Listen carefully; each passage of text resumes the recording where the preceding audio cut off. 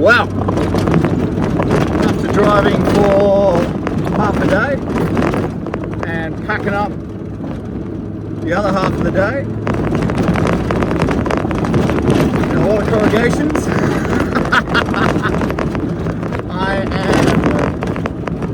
about an hour from my next campsite. Woo, looking forward to a dip. Hopefully it's still light. Yep, that's going to be a problem. We'll get back to that later.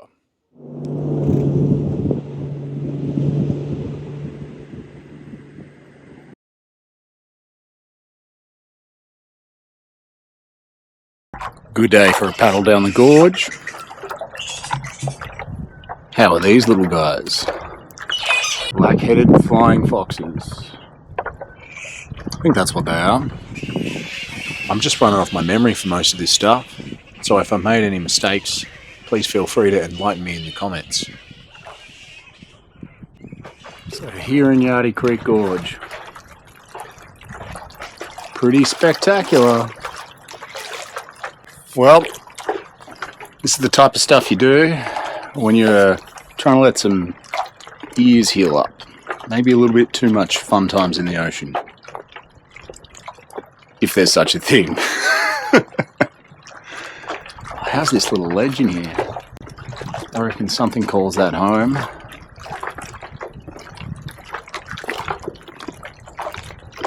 Maybe that guy.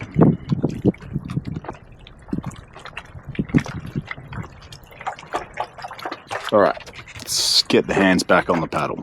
Looks like an osprey nest up ahead.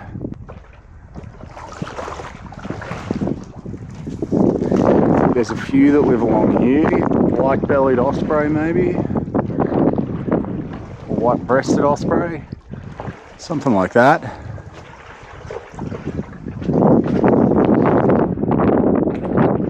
There's a few nests up there. Speaking of ospreys, here's one having a little bath. Maybe it's getting some parasites off of it. So here I am, sitting on the wall of the beautiful Yardie Creek Gorge, and I got the place to myself. How good's that? It's pretty nice here. Despite the infected ears and bruised eardrums, it's been really nice coming to this place. I had this gorge all to myself this evening. I'm guessing the time is by now. Drove past the creek earlier and there were so many people, it was madness.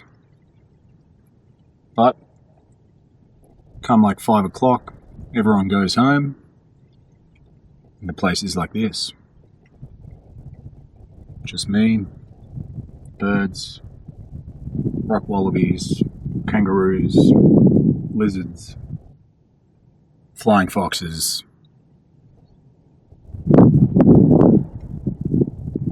and anything else that calls this place home.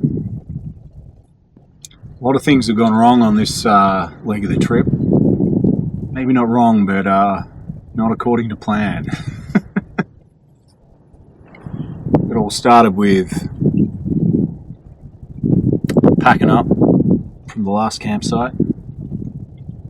Roasting hot, like pretty hot day, no clouds. Half a day to pack up, and then half a day to get to the next location. Arrived at 7:30 at night, completely fried, ready to go to bed and not think about doing any more driving for a few days. At which point I realised a ratchet strap had broken,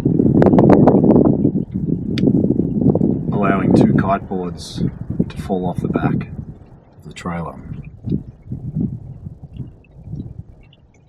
Not what you want. This was the culprit. Bunnings ratchet strap. Grunt specifically is the brand, rated to 450 kilos. Maybe don't trust these ones with anything too important.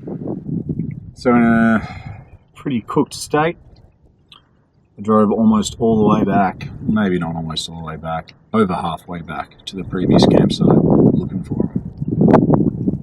No dice. That's how it started anyway. From there I had some pretty awesome times, but a few unlucky things unfolded, like Belle blew her eardrum just before we left Warra. This was a real bummer and pretty unlucky. We were spearfishing in fairly shallow water. She was probably only down a couple of meters, and it perforated when she was ascending. Not what you want when you got 6 weeks of premium Ningaloo adventures coming up. Kiteboards disappeared. The outboard broke on volts and amps. I'm actually really bummed about this one. I love this boat and the way I had it set up. Throttle on, beeping. But yeah, unfortunately this outboard is just not reliable. Crunching.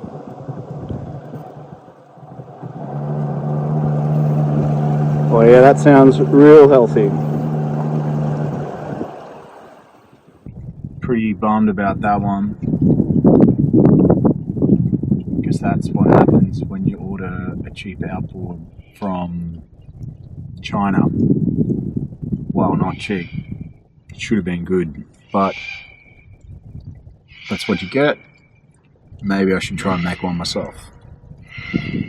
Your mate's boat went adrift while we were out diving. Luckily, we had a few boats in the water, so we were able to go and grab it before it washed onto the reef. There's been mice infestations where we're camping. They are eating anything and everything, whether it's food or not, which is pretty frustrating. Had a heap of awesome friends visiting from down south over the school holiday period. And yeah, one of their ropes on their anchor chafed away on a piece of reef, I'm guessing. Caught their jet ski drifting down the beach just before it washed onto the rocks. I probably should have seen that one coming, given that this is my mate.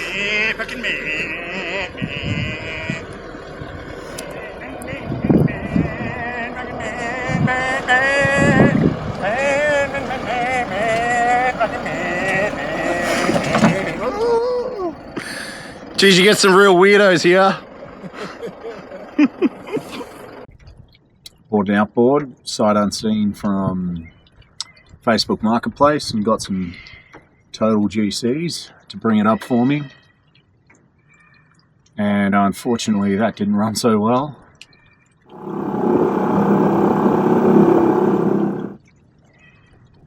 Someone had given it a refurbish and left a whole bunch of gasket throughout the carby to clog everything up. So what do? You pull it apart, fix it up, put it back together again. She goes all right. Well, all right enough anyway. There are a bunch more things that didn't go to plan, but not really thinking about them right now. Just got to enjoy what there is to enjoy. And at this point in time, it's sitting by myself on a piece of ancient rock in an ancient gorge,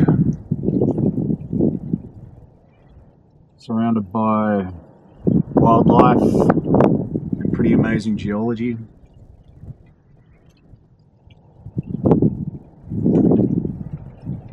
There is not much to be unhappy about. So I'm going to go on being happy. Come on, Shano. Give the people what they want. Here's a few more things that didn't quite go to plan. Well, just wrapped my head around a piece of coral. Not what you want. How is it?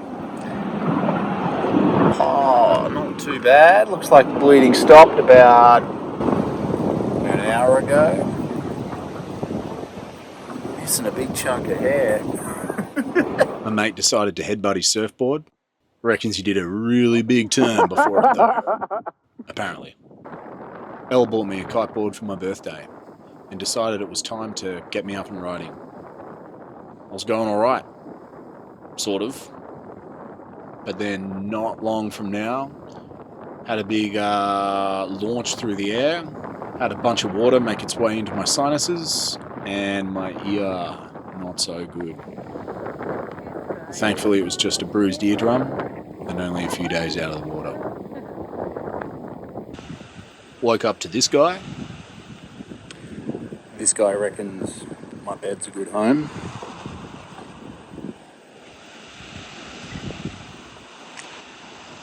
Pretty cool creature. This guy decided he wanted to try and pass before letting me pull up off the road. That didn't end so well. Pulled in too soon and caved in my awning. Cheers, mate. Maybe I spent too much time in the desert, but I stopped watching the tide just for a couple of days. Didn't notice there was a really low tide coming in the morning, and woke up to my boat sitting in a little bit of a rock pool and one of the pontoons on a piece of reef.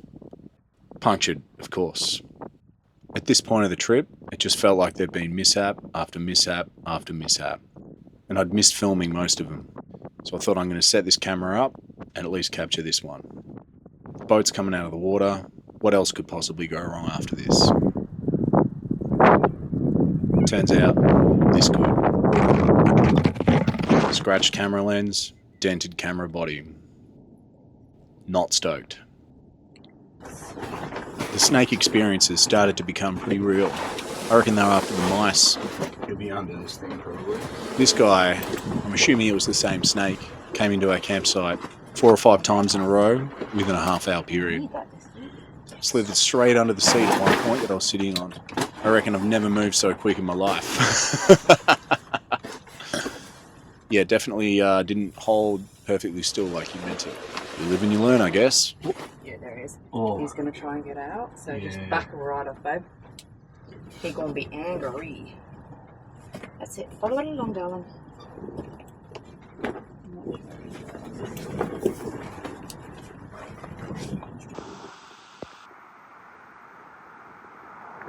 Sammy the snake just can't get enough of us. Australian brown snakes are highly venomous. I don't know specifically what type this is, but I know you definitely don't want to get bitten by it.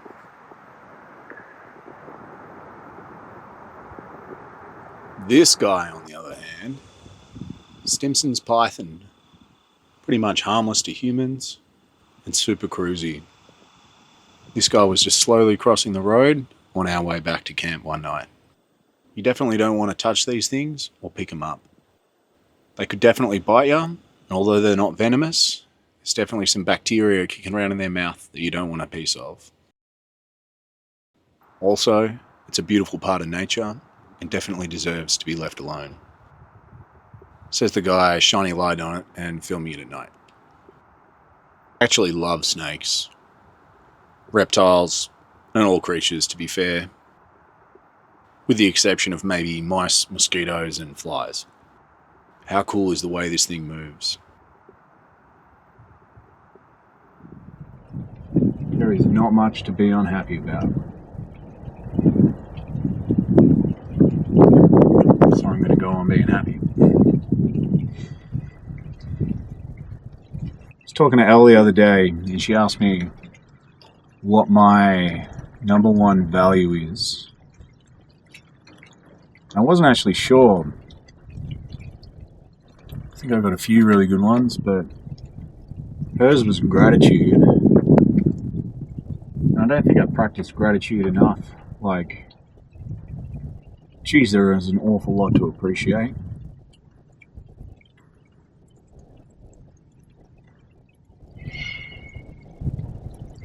So I'm going to keep on appreciating it. Maybe not the flies though. Getting a bit over them. Not many down here though, which is pretty nice. Oh, pretty easy to do yourself a mischief on this stuff. Check out some of this area. Like, these are rocks. If I can work my selfie stick. How's these? Pretty abrasive. Yeah, those guys.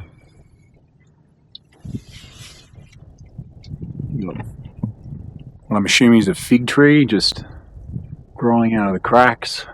I think that's a carajong up there. Not really positive. That definitely looks like a fig up there. Birds nesting in that side. Pretty easy spot from all of the excrement on the side. And yeah, how good's this?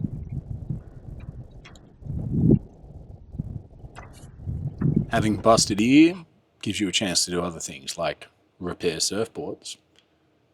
It's nice to get a real good quality finish, but it's also nice to fix 3 dings in one hit. What was that, Al? You want to get in the water and cruise with who? Tiger shark. She's the tiger. She's a special one. The day after Volts and Amps died, it was my birthday. Had a pretty awesome day, thanks to this special someone. Some total GCs picked up our kiteboards, and we got them back with minimal damage. Kite surfing is Elle's thing, but after living in Broome for 7 months and perforating her eardrum before the windy season started, she hadn't done any for about 9 months. This was her first session back at it. Just like riding a bike. 2 happy bakers right here, after the air fryer we ordered online finally turned up after being lost for nearly 2 months. Puncture in Volts and Amps repaired just in time to sell her. Spewing about the sale, but I'm simplifying my life. Everything but the troopy and what fits in it must go.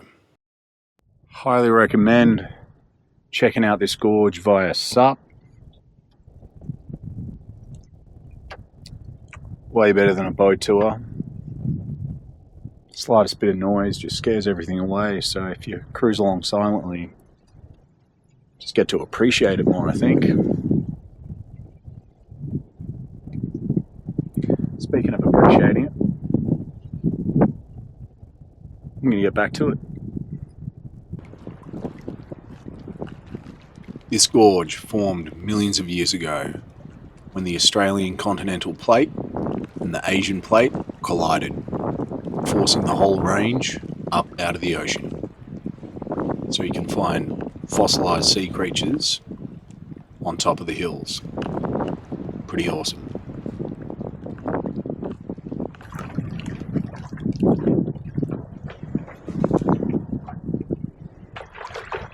So these trees, well, I'm pretty sure they're figs of some sort, send their roots down through crevices in the rocks, and they're just trying to get to like a water source. You can see this one's sent its roots down. They've come out from the crack and they're just going down, just swinging there in the wind. Oh, how's that little cave? Oh, we gotta stick this in there, surely.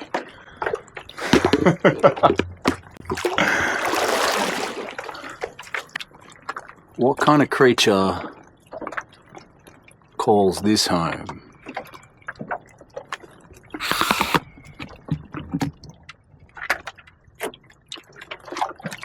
Go on, Shane. Get it right in there.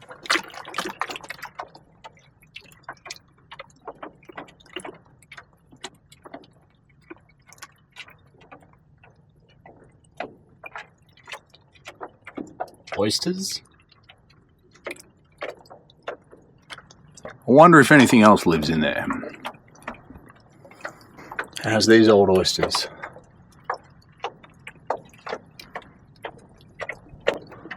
Oh, maybe some kind of a wasp nest or native bee. Nah, it's got to be a wasp.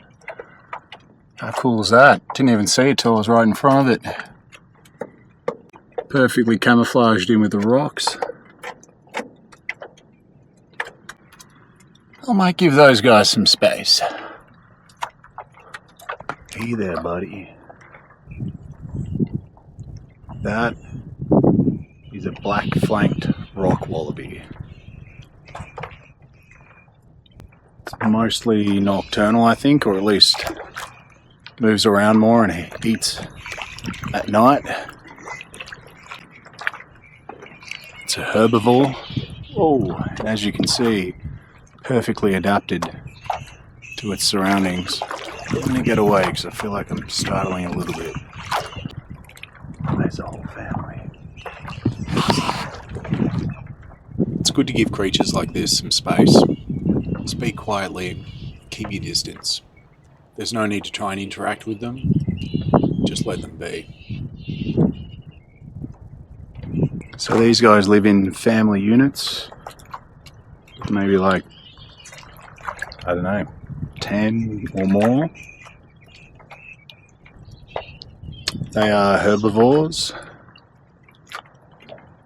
And this is, I think, one of the largest populations of them in WA, definitely. I think you can find them in other areas in South Australia and maybe the NT as well.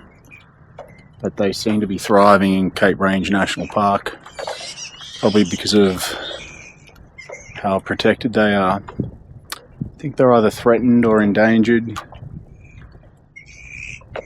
in general. They're not real big, so I imagine feral pests would be interested in if they can get them, but they have no issue scaling some pretty vertical rock faces. Like these are small here, but yeah, they can definitely do a lot more of them than this. Very agile and very awesome. So that's the black-flanked rock wallaby. Black-flanked rock wallaby, I think.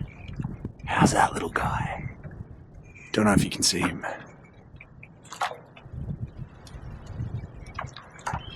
Cool. Damn right it's cool, Shano. How's these mangroves too? Pretty awesome habitat. I wonder what lives on the bottom of this creek. Probably won't ever find out. Or maybe I will.